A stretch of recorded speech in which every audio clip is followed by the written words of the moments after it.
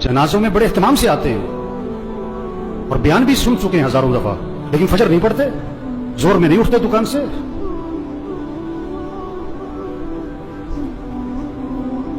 हुजूर अकरम सल्लल्लाहु अलैहि वसल्लम फरमा रहे हैं, नमाज मेरी आंखों की ठंडक है, और नमाज आपके लिए मुसीबत बनी हुई है।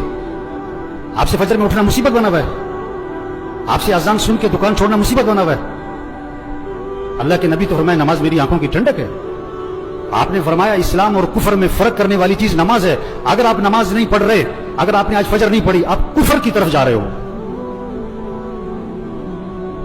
ये जनाजा पैगाम है, होश में आओ, नमाज पढ़ो, दीन सीखो।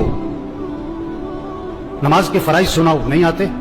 क्यों नहीं आते? सीखे नहीं, दीन सीखो, ये पैगाम है। कुरान पढ़ो, कुरान पढ़ो, कुरान पढ़ो। ये कब्र में अखबार नहीं, ये मोबाइल नहीं काम आएगा। कुरान कुरान कुरान कुरान। साल खत्म हो रहा है, मियां साहब का, शेख साहब का कुरान खत्म नहीं होता है। सुबह उठते ही कुरान नहीं खोलता है, मोबाइल खोलता है।